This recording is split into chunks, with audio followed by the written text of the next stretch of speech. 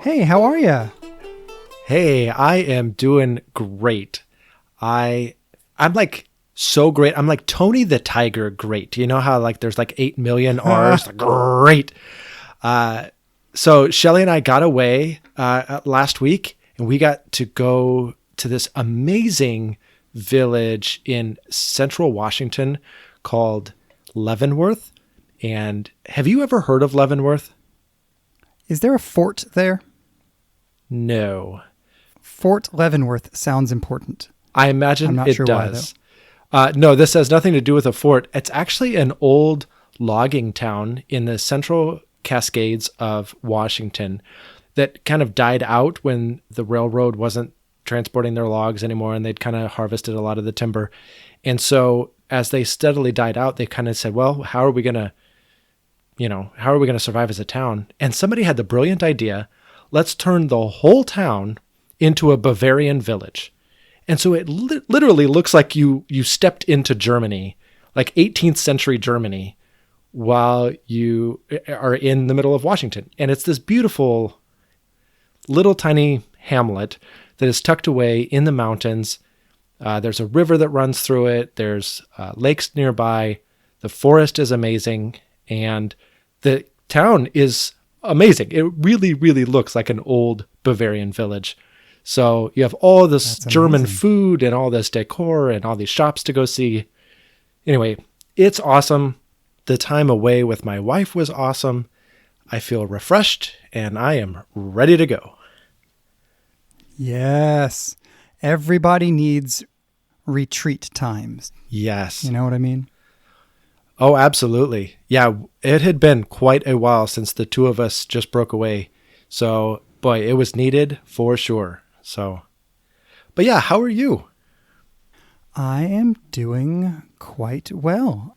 My wife and I recently started, and my wife and I is not quite accurate, really.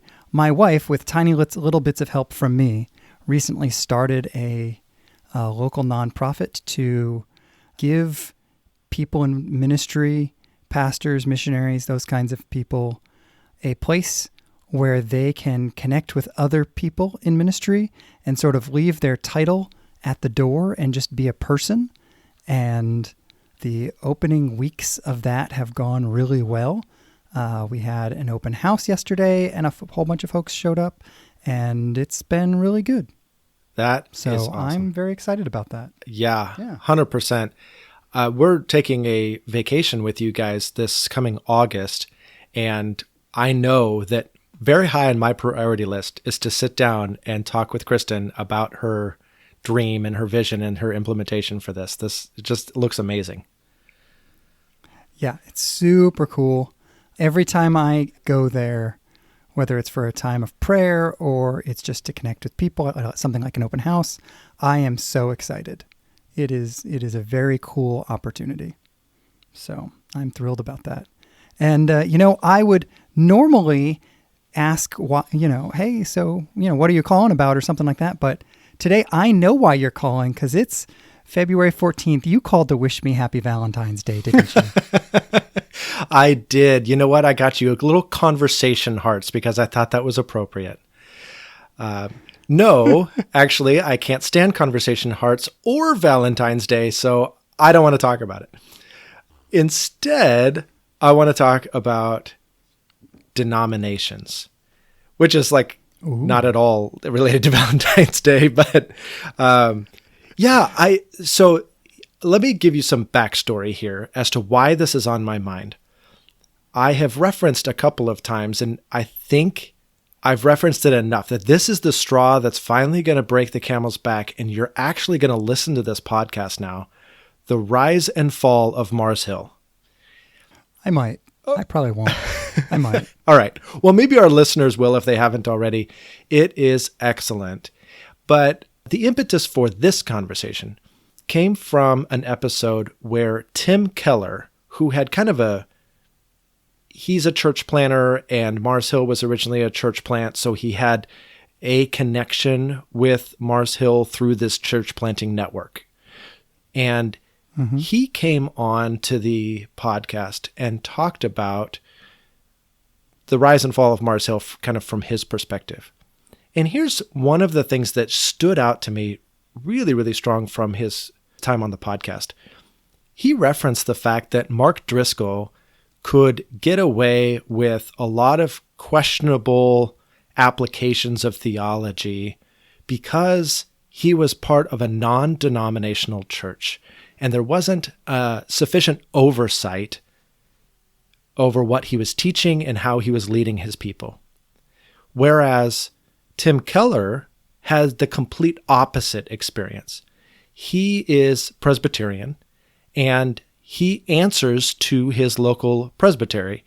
There's various levels of authority within the Presbyterian church, and I don't remember what all the levels and all the titles are. But he said that there were some people that questioned his theological stance on something, and they reported it to the board, and he was required to come before that board and explain his true theological position and whether or not it was in line with Presbyterian doctrine. He not only had to do this once or twice, he had to do this 3 different times because the people that reported it were not satisfied with the process each time and somehow felt like there was more to uncover. So as irksome as that was to have to appear before this body 3 different times, he did so and ultimately appreciates the oversight of him and his teaching to make sure that he's staying in line with orthodoxy. And I thought that was a very good argument for denominations. So I wanted to explore the idea of what are the good, the bad, and the otherwise about denominations. That's fascinating. And this is a really interesting moment in my life to have this conversation. I am thinking about my own denomination almost minute by minute here because on Thursday of this week, I will be going to interview for the highest level of credential that my denomination offers. So I've spent the last several years working through the process of being credentialed with a denomination, and really having been in the same denomination almost 20 years, I find myself very situated in a denomination, and I now live in the capital of that denomination. So that's a really interesting conversation. So what is your starting point in this conversation? I honestly don't remember what denomination the church you are currently going to is, which says something. Yeah. Technically, our church is non-denominational, but it belongs to one of these church planting networks that does provide some level of oversight in that should we as congregation members ever have an issue with the pastoral staff that could not be resolved with the pastoral staff, we can elevate that concern to this church planting organization who will in turn form a group to come alongside and investigate. And so there is some level of oversight that is not always present in a non-denominational church, but technically I belong to a non-denominational church. Yeah, which I am, by the way. We have to come back to the rise of these non-denominational organizational networks. Right. And how, right? Like, I mean, with Acts 29, of course, being the biggest one that I'm aware of, that I think Mark Driscoll, who you mentioned earlier, I think he was the founder of. I'm saying that off the cuff, so if I'm wrong, somebody, I hope you're mad enough to make a comment about it so that I can find out I'm wrong. But these have to play into this conversation. The fact that there are these non-denominational missional agencies. If you want to do church the way we do church, regardless of what you believe, we want to help you do that. Yeah. That says something about where we're at denominationally today. It does. And I think there is, I think there's that need for the oversight that we were talking about just a minute ago from Tim Keller's perspective. But then there's also kind of a cultural push against denominations because there is, I don't know, an idea of divisiveness maybe that is bred into the denominational structure. Like, oh, I'm not one of those types of Christians. I'm a Baptist or whatever, throw your own denomination in there. But then I think it also like, oh, we follow a certain creed or we follow a certain set of doctrines produced by this organizing body rather than, no, we just follow Jesus and we follow the Bible. And I think some of those ideas are out there pushing against denominations, but then there's still this need for hierarchy or oversight. And so these other bodies have come alongside to try to fill that void. But I don't know that I sympathize with some of those arguments, but I'm not sure if I'm completely sold on those arguments. But I'm curious from your perspective, and like you said, you have a long tenure with one denomination, or actually the Assemblies of God, they just call it a movement. Yes, so the Assemblies of God is very uncomfortable calling itself a denomination, but for the purposes of our discussion, we will call it a denomination, and any Assemblies of God folks who care passionately about that distinction, I'm sorry up front. I agree with you. I get where you're coming from. I'm just trying to simplify the conversation linguistically here. Yeah, makes sense. Makes sense. So here's my big hang up with the idea of a denomination. It actually has very little to do with denomination itself and much more to do with the assumptions people make when they hear what denomination you're a part of. So I grew up Baptist, but the next question is, well, what flavor of Baptist? Are you a Southern Baptist? In which case we have all sorts of assumptions that come with that. Are you a conservative Baptist? Are you an American Baptist? All of these have little different nuances to them.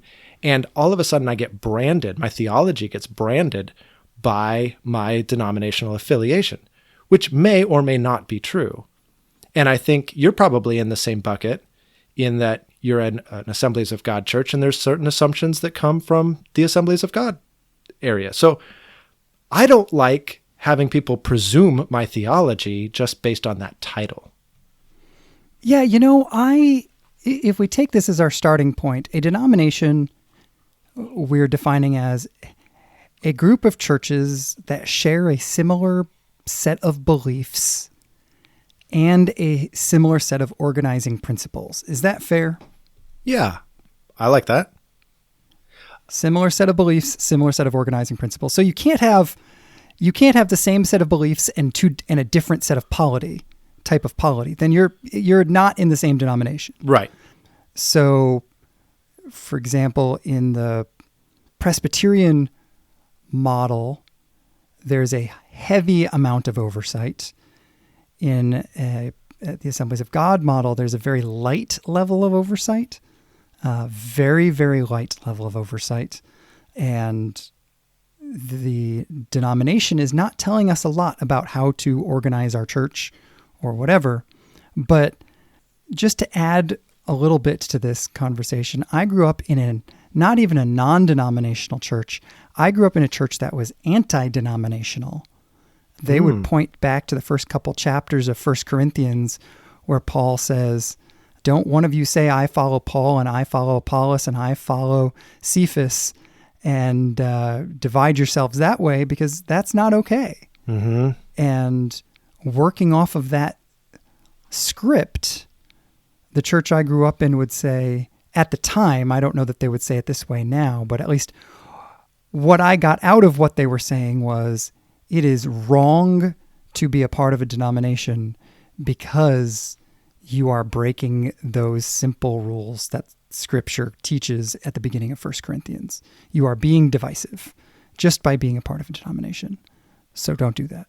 So I have gone from that place to now a 20-year veteran in the Assemblies of God.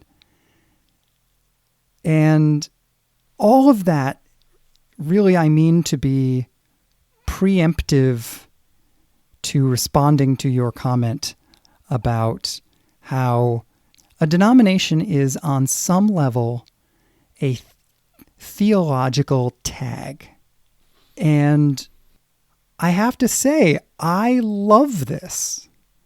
I don't love it because I am all in on everything that the Assemblies of God believes, and I agree in every little jot and tittle of what the Assemblies of God says, but it is at least a reasonable starting point. You know, if we think of a label, lots of things can be in a box labeled DVD, or lots of things can be in a box labeled cereal. And it's not necessarily the same as labeling something McDonald's or Walmart. It's a little broader than that. And I think for me, that's how that should land. When we label somebody as Assemblies of God or Baptist or Presbyterian, it does definitely say things, but I'm great with that. I'm great with knowing the fact that somebody who goes to a Presbyterian church probably prefers a certain speed of church and probably lands theologically in a certain space. I'm great with knowing that if you're a Southern Baptist, that at least says something about how strongly you want to stand on the Bible, whatever else it means. I'm super okay with the fact that if somebody knows I'm Assemblies of God, that means I do indeed believe in speaking in tongues and am hopeful and praying to see miracles all the time.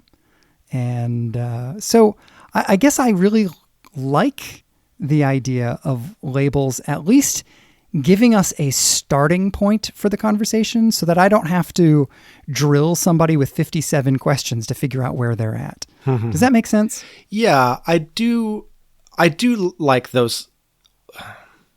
I don't even know. I really am averse to labels. That is just built into my DNA. I don't know that that is like a theological thing as much as it is a personal Josh from Oregon thing. So I don't love labels, but I understand our brains categorize. That's just what they do. We have to put things in buckets in order to make sense of the world and to orient ourselves quickly. And so, yes, I do appreciate the opportunity to orient quickly. What I don't appreciate, I think, are two things. One, the assumption that now I know everything there is to know about your theology and you as a person or you as a Christian, and therefore I don't need to ask any more questions. Or two, this self-identity that goes a little bit too far.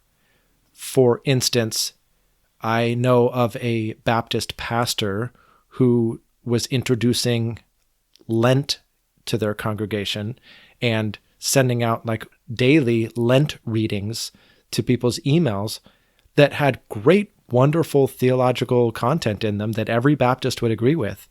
But the fact that it had the word Lent in it drew some ire because we're Baptists and we don't do Lent. Well, I don't think that that's true. But I mean, I get that, yes, Baptists as a whole kind of threw out the proverbial baby with the bathwater when it comes to the liturgy. But I think we're holding our Baptist identity a little too tightly to just reject Lent out of hand because it has liturgical implications. Yeah. Now, yes. So your second point was sometimes people are very narrow in how they're willing to experience faith or Christianity because of their own self-labeling. Mm-hmm. And if that's what somebody's using a denominational title for or label for, then yes, we need to stop it, right? Like we've had, I think back to even one of our earliest episodes where we were talking about how Christians should be reading and the idea of being a humble learner. I'm not sure how you can take a Christian or Christ-like posture to something and not be just humble. And on some level, I don't think that's the denomination's fault. I think that's the person and their spiritual immaturity's fault. That is a very fair statement. And what was the first thing you said? Because the first thing you said, I want to come back to the first thing you said because I thought it was interesting, but I couldn't hold them both in my head at the same time. Sure. Yeah. Sorry. So the first thing was, I don't want somebody to make an assumption that they now know everything about me as a person or as a Christian, and therefore do not need to ask any more questions. The initial orientation is where they stop. Yes. So I hear this. I feel like in the very limited number of conversations about the value of a denomination that I have had, and this could be a topic for conversation, I am somewhat siloed in my own denomination, though not philosophically so. But the few conversations I've had about the value of a denomination, feel like I have heard this a handful of times. And my initial question is just, has that actually happened? Because it feels like a straw man. It feels like a thing that might happen, but I'm not aware of people doing it. Though the people in your second argument would certainly do that. And again, I would blame them for that, not the denominational tag. That's a good point, and I think it probably speaks, at least on some level, to my personal aversion to labels and my fear that all of the worst things about a label are going to come true anytime a label is used. So I don't know that I've had a lot of personal experiences where that has played out the way I fear. Yeah, and I don't think it's just you. I think that we are in a transitional period in terms of what denomination means, as well as in group identity as a culture, in which we are much more flexible about the way we define group identity. So the number of folks who go into a voting booth and just vote Democrat or vote Republican all the way down because that's how they vote is drastically diminishing. The number of folks who are going to say, I'm Southern Baptist and the only thing I'm going to go to is I'm going to find the Southern Baptist church in whatever town I move to, or Assemblies of God church in whatever town I move to, and that's where I'm going.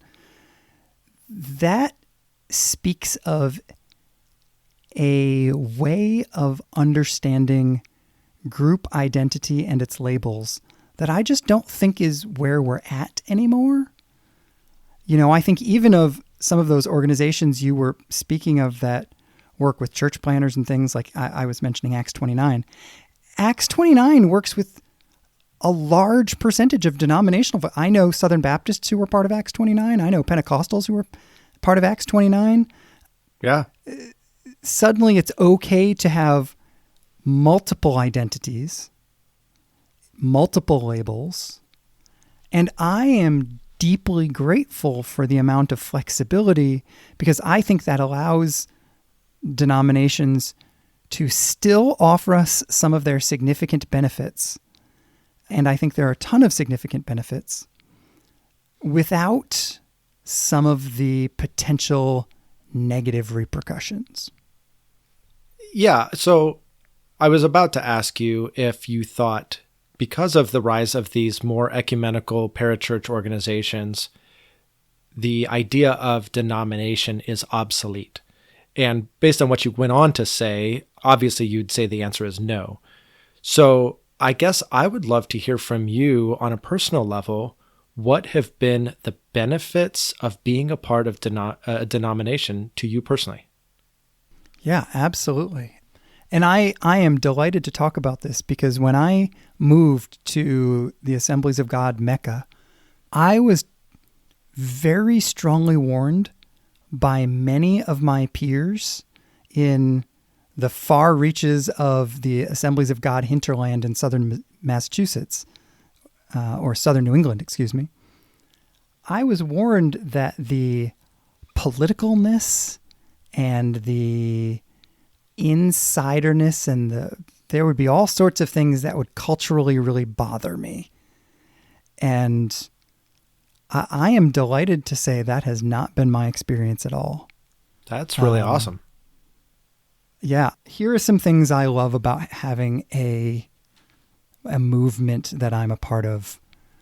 Number one, in the realm of discipleship, you have an organization who has figured out how to do it better than you. So we have a district official. You want to start a men's ministry at your church, or you need some help figuring out how to make sure your men's ministry is actually changing somebody's life. We have a guy that's all he does, and he'll come out and work with you for weeks. It's like having a free he always says it's like having a free staff member for a little while to get things going. He will train your leaders. He will train your volunteers. He will train the staff how to do men's ministry really, really well. That is an amazing gift that a denomination can offer. The same is true for literature. I am very grateful for my denomination's work in providing leadership and discipleship literature. The Influence magazine, the leadership magazine that my denomination puts out, is very helpful. I read it every single quarter when it comes out. It is one of the few podcasts I listen to regularly. So there's training materials that are available. I also love the fact that we get to partner together to send out missionaries. I would love to look up this statistic. I have been told by many people that the two largest missions organizations in the world are the Southern Baptists and the Assemblies of God. If that is true, and I don't know that it is, but it seems plausible, if that is true, then denominations are still the best organization we've got for sending missionaries, because denominations are awesome at it. And that in and of itself, which is, by the way, why the Assemblies of God was originally started. I can't speak to the Southern Baptist Convention, but the Assemblies of God as a movement was actually started as a way of organizing funds to go to missionaries effectively with as little oversight as possible. So those are two, the discipleship potentials and the missions potentials, I think, are exceptionally valuable. Yeah, and I think that's such a good perspective, because you as a pastor would have that perspective. You're in the organizational structure. You, on some level, think organizationally. How do we accomplish this mission? The average person who shows up in the pew every day, this is a terrible way to phrase it, but consumes the mission that has been put together, or participates in the mission that has been put together. And on a participant level, you don't really think about, how did this come off? How did this come to be? And where did the resources for this come from? And how did they get the training to make this effective? Like, none of that occurs to most participants. They just want to show up, and if it's led well, they want to do it again. And that's it. Exactly. So I think some of the popular uprising against denominations fails to take this into account. Yeah, absolutely. Which is actually why, so at least the Assemblies of God, we credential ministers, not churches.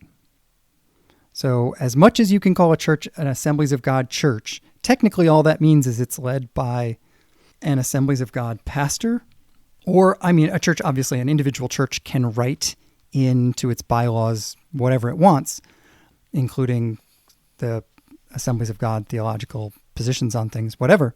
But what the Assemblies of God actually credentials is ministers.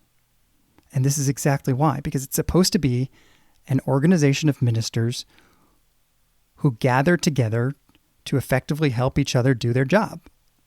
And you're absolutely right. That's not going to trickle down to whoever shows up at men's ministry is not going to know that this guy over here is not necessarily part of the church, or they wouldn't necessarily know that the curriculum, the app that we're using, is a denominationally provided resource, and that's why it's free.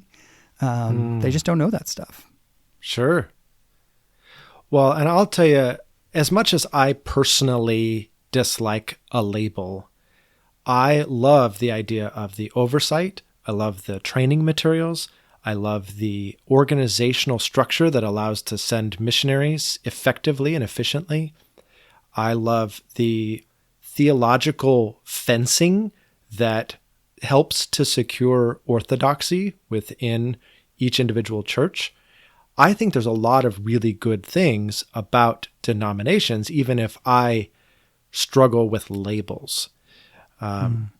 And I personally intend to try to take full advantage of denominational structures. My goal, as you know, is to finish up my MDiv and then go on to get a master's in counseling.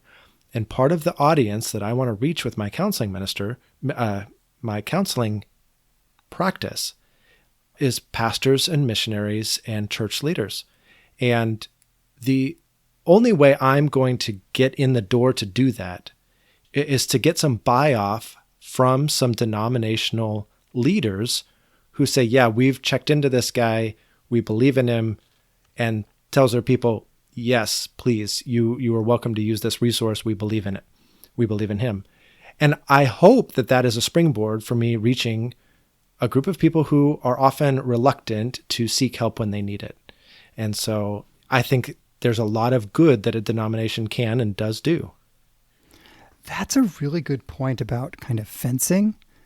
You know, when we started this nonprofit where we're trying to give pastors space to just be people, one of the things my wife did is she met with our district superintendent and said, hey, I don't want you to hear about this. Or, you know, we're not trying to like pull people away from district events. And we would like your blessing on this because that means something to people. And he talked with her and met with her and got a sense of where she was at. And then he sent out an email to the entire district that said, hey, this is a real thing. They're okay. And this is a safe thing to be a part of. And I have had multiple people come up to me and say, oh, the superintendent said it's okay, so let's talk more about this. Yeah, that's awesome. Yeah. And that is valuable. We do not have time in our lives to properly check out everything. Right. And to be honest, I did not expect him to even go that far because I fully respect his right to say, I don't know enough about this. I'm not going to send out an email about it because I know how much my word means. If he had said that, I would have been like, yeah, of course, absolutely.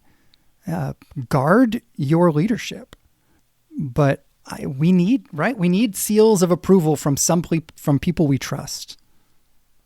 Yeah, I think that's a huge role for denominations. I find myself now trying to think, are there downsides?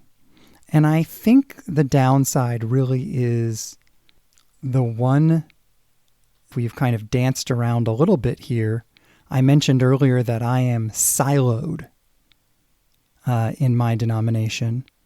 And I have said many times in many different ways, as have you in our conversations here, that it is encountering differing views that causes us to grow as people. And to be siloed in my own movement, again, not by choice in the sense that I'm saying I reject the outside world, so much as by saying I'm a very busy person and can barely keep everything in my schedule that has to be in my schedule. I think the potential danger may be that there is a lack of opportunity for iron to sharpen iron. And I deeply value that. I value being challenged by someone who thinks differently. It's why I read, everything from folks who are Catholic to folks who are atheists to folks who are Calvinists to folks that are whatever. I don't care. If I think you are an honest thinker, I'm interested in hearing what you have to say because I want my thoughts to be challenged. Yeah. I think that is probably one of the biggest hurdles that we have in society, regardless of denomination. Our society is structured in such a way that we group together. You find the people that you have an affinity with and you stick with them, or you find the theological or political position that you agree with and you stick with them.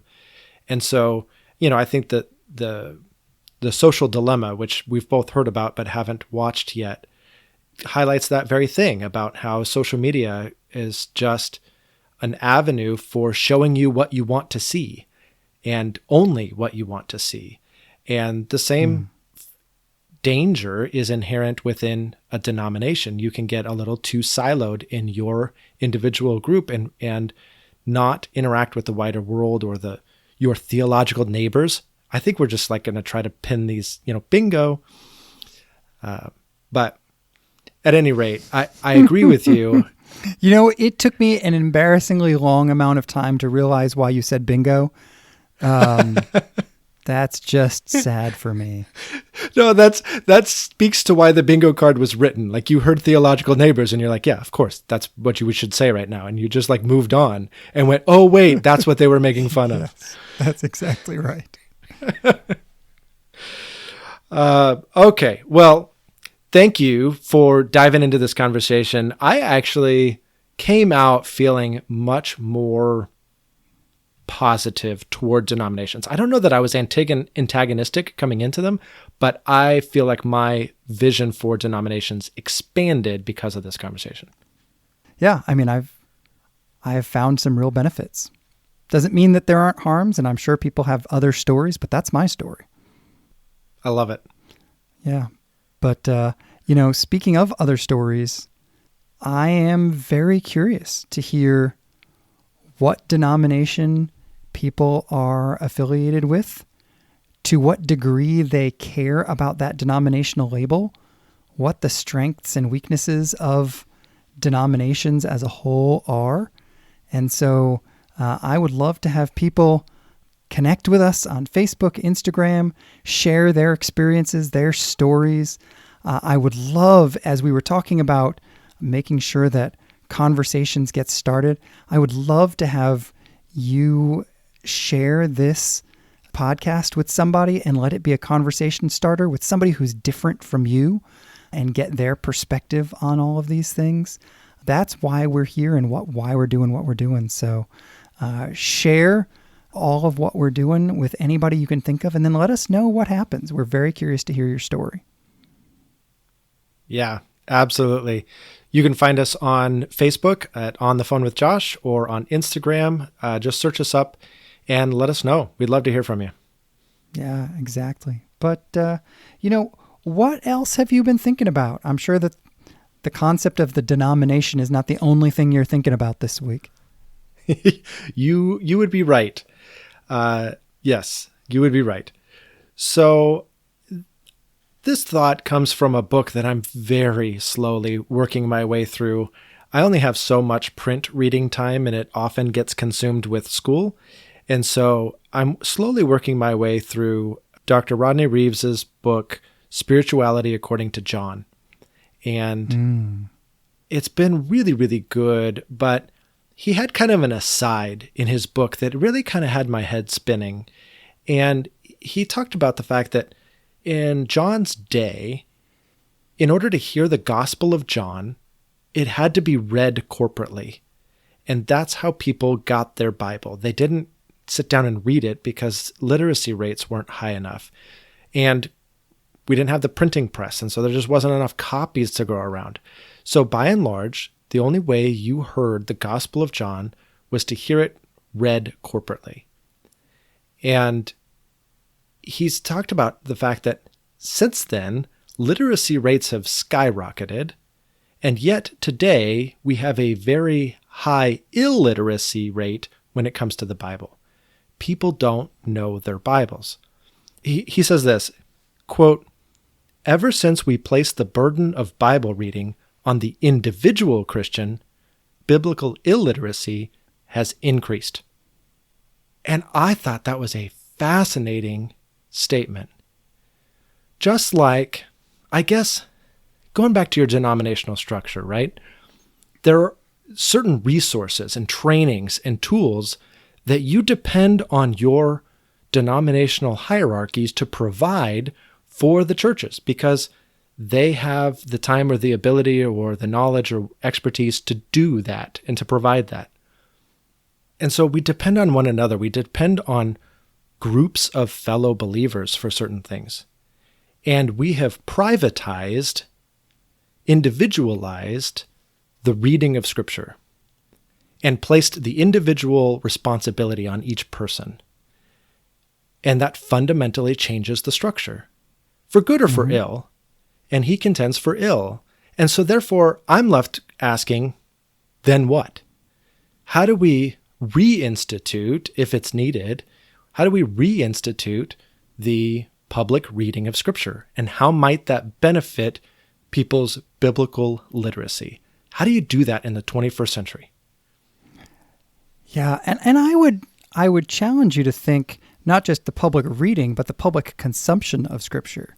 You know, just recently we're talking about social media, and I am convinced that the most beneficial tool for biblical literacy in the 21st century is the Bible app, because it's social Bible reading. Both my kids have done Bible plans with friends. I know a number of couples that do Bible reading plans together. I know churches that do communal Bible plans. And I love the fact that the Bible app brings the Bible back into a community space rather than an individual space. It certainly isn't the only solve, and I'm not trying to suggest it is the solution to all the woes that you're expressing, which I think are extraordinarily true and very important for us to think more about. But I do appreciate it as an offering. Yes. That is a really, really good point. I have not made full advantage of the social functions of the Bible app. I love it just because I can quickly switch between different translations and see how different translators or translating committees, as the case may be, worked through a certain text. So I use it often for that, or to highlight certain things and to create little, pictures of text. But the social aspect, I have not taken full advantage of that. Yeah, I really enjoy it. So you know that I have to constantly change the way that I read the Bible. So I will read the Bible in the exact same way for a couple of months, and then I will move on to something different. But one of the things that has been in that rotation periodically has been the Bible app and doing something corporately, just because it's so different from me and Jesus alone in a room. And I think that's interesting. Mm-hmm. Absolutely. Yeah. So what about you? What are you thinking about? Sure. This morning I was listening to Steve Cuss's Managing Leadership Anxiety podcast, and he had one of the greatest quotes on discipleship I've heard in a long time. I just had to share it with you. He said, "If you want to grow as a follower of Jesus, go find someone who is hard to love and love them well." I have nothing else to say about that. That's not true, actually. I have lots of things to say about that. But I feel like that quote just stands on its own beautifully. If you want to grow as a follower of Jesus, go find someone who is hard to love and love them well. The only thing I would add to it is go find someone who is hard for you to love. If you are good at loving a particular group of people that other people aren't good at loving, that's not who we're talking about. Go find someone who is hard for you to love and love them well. And you will grow in your relationship with Jesus. That's challenging. Isn't that good? Yeah, absolutely. I also just want to sit with that. So I'm sorry for the lack of response, but I'm just letting that settle. That's how I feel. I'm like, oh, yep. There should be silence after that for like 2 whole minutes, just so we can all think about who that person is in our own lives. It's funny. You talk about silence, and I listened to a biography of Mr. Rogers, and he was talking about the noise and the chaos of children's programming and how he intentionally slowed his programming down and how he built in silence into his programming intentionally. And I love that. And I've often thought about it with our podcast because there are times where you or I will sit and think about a response for an extended period of time. And inevitably in the editing process, I shrink that way down to keep the listener's attention. And sometimes I wonder, am I doing a disservice by shrinking down that silence? Absolutely. No, I understand. I mean, slow is one of my words for this year that I want to constantly come back to because I move too fast. And if I move too fast, I'm not in this moment. I'm wishing I could change the past. I'm making up things I don't know about the future. And God doesn't meet with me in either of those. He only meets with me in the present. That's good. Yeah. Well, I'm going to be like a newscaster and build off of that and say, speaking of moving too fast, the which Josh question. Which Josh probably was moving too fast when he almost got his thumb cut off while making photocopies. And this was me. I fully admit it. Have I told you this story? No, I couldn't believe when this came up as the Which Josh question this week. And I was like, I don't know. I don't know this story. I have to hear this. Oh, man. Okay, so I was at my old church and I had to photocopy a whole bunch of pages for a meeting I was getting ready to go in. And you are 100% correct. I was moving too fast because I was running late. And the copy machine ran out of paper. And this person was supposed to come in any second. And so I had to get another ream of paper. But of course, there were no reams of paper available. And so, paper comes in these boxes of 8 or 10 reams of paper. And they're bound up by those plastic straps. Do you know those plastic straps that I mean? And, they're murder. They're horrible. They're proof that the fall is a real theological reality. But so I was trying to get one of those and I couldn't find the little spot where you can rip it. And so I had my Leatherman on me and I went to cut it. And as I was getting ready to cut it, I was thinking to myself, I always tell my kids to cut away, but it was really far away from me. And I was leaning over something and trying to steady it with my hand and whatever. And I went to cut that strap and I had to flick the knife towards myself. And I cut my thumb so badly that there was blood gushing everywhere. And I then had to stop what I was doing and go into the bathroom. I got a giant wad of paper towels. I held them onto my thumb to try to stop the bleeding. And because I'm a knucklehead, instead of addressing the problem, I then went back, made my photocopies, and went into my meeting and sat there for a full hour pastorally counseling somebody while just trying to gently hold my hands together in a way that did not indicate the fact that I was trying to make sure that the blood did not go back to gushing. Oh my gosh. Yeah. I am not patting myself on the back for this, by the way. This was 10 or 12 years ago, and I was trying too hard. That is a great example of trying too hard. I'm sorry, I just cut myself, and I'm not going to be able to meet with you. I'm sorry you're here, but I'm going to have to go figure out the fact that I have blood all over the place. Was a correct answer in that situation. Come on in and let's talk was not. Right. Oh my goodness.